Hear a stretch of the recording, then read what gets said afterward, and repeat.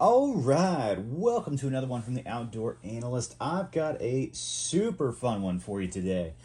Oh, we're going to be talking about some nice steels, which is going to be awesome. But before we dive in, hey, if you wouldn't mind, if you're new to the channel, yeah, please hit that subscribe button. About 8.5 out of 10 people don't do it, so it really would help me out.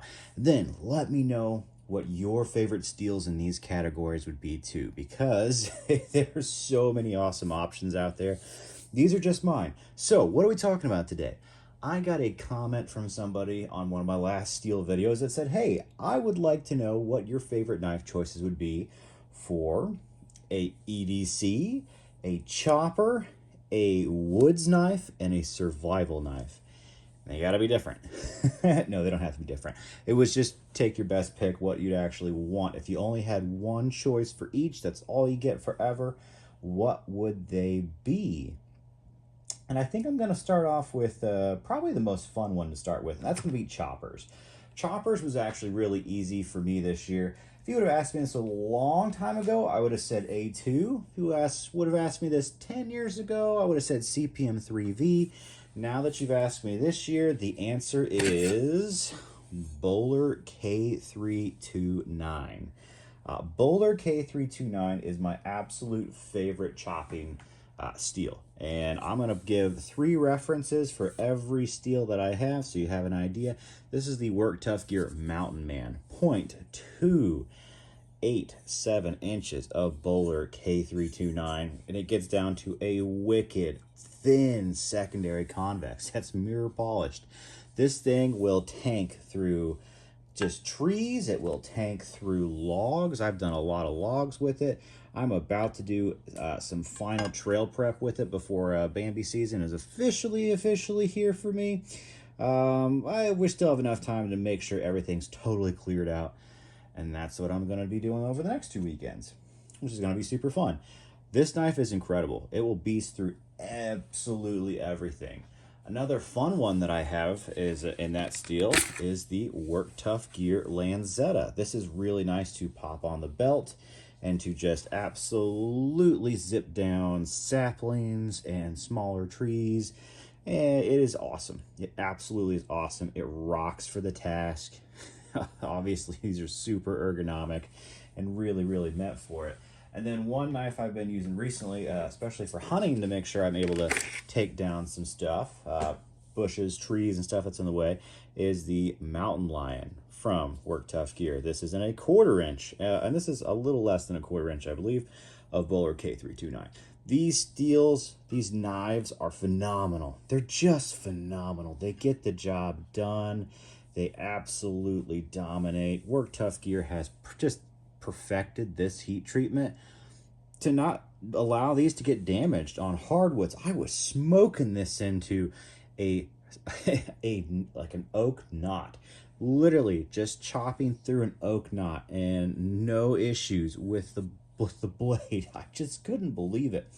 It was fan-freaking-tastic. So for choppers, absolutely, this is my favorite steel for chopping. It's easy to hone back up. It holds an edge forever, and it feels like it's absolutely indestructible.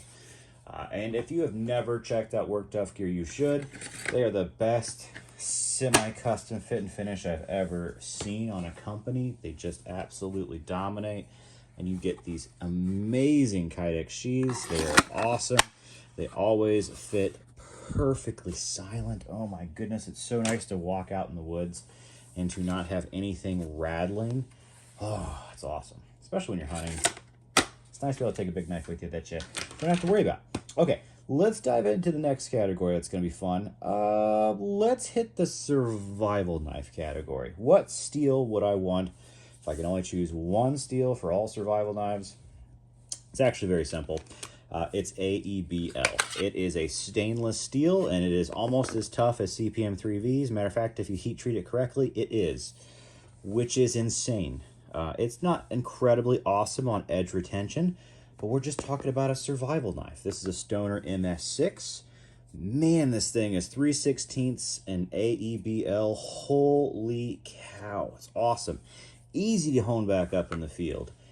Don't need anything special to do it. It's It really is fantastic. This is a Primitive Bear Knives Minuteman. It's a 5-inch blade, a little bit smaller on there. I think 3/16 as well. Really nice ergonomic, holds an edge halfway decently, and honestly, it's tough as nails. And then another one in this area is going to be my t-kell Mercenary. This is AEBL as well, a little bit thinner in the handle, a little lighter as well.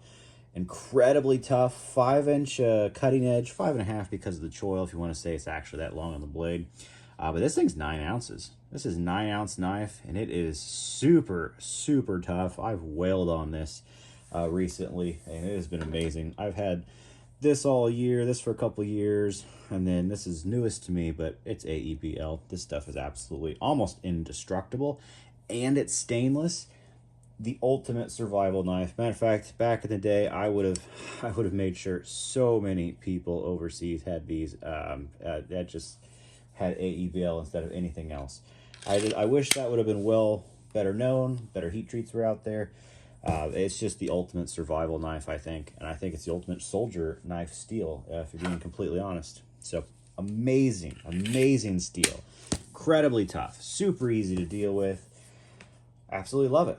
Okay, that brings me to woodworking. What would be my only woodworking steel if I could only have one?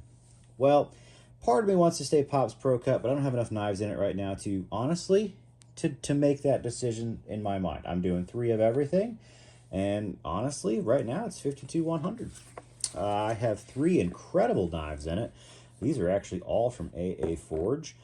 This is going to be the Nomad. Oh my goodness, it's 52-100. It's just so easy to hone up. It's has halfway decent edge retention, and it's incredibly tough. It absolutely holds up on a wicked thin edge. Here's a Nesmik from AA Forge.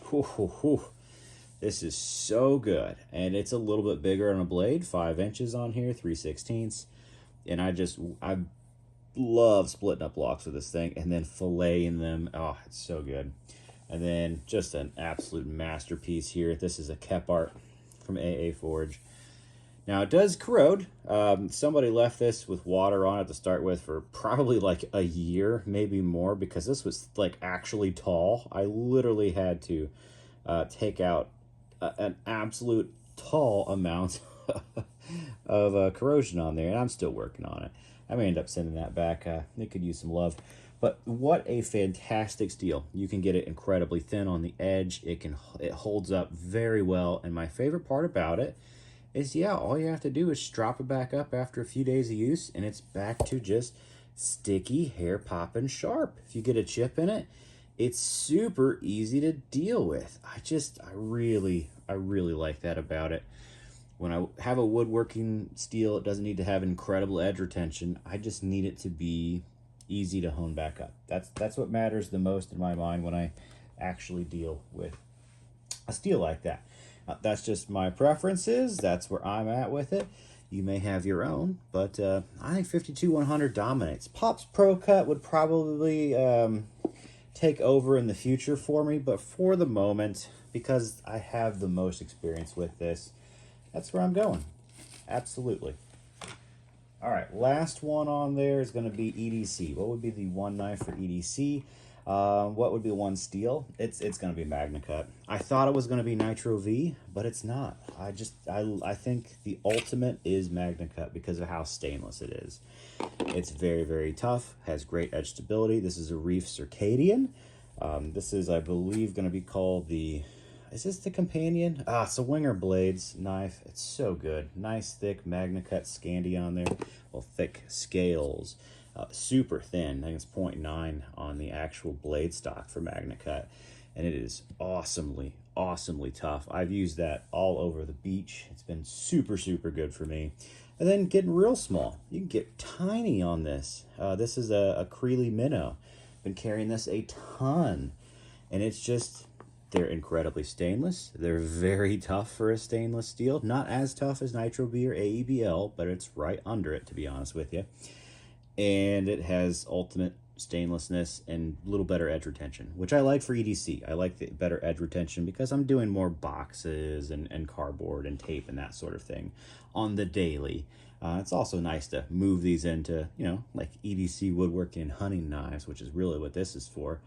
But they are excellent. I think MagnaCut crushes in that area. So those are the steels I chose. Let me know what you've chosen below. I'm always interested with what people choose. I'm in the Midwest, so dealing with lots of hardwoods, lots of moisture. A lot of my stuff leans more towards toughness versus anything. And yeah, I'm not sad about it in any way, shape, or form. Super excited to hear what you all choose below. All right, catch you on the next one.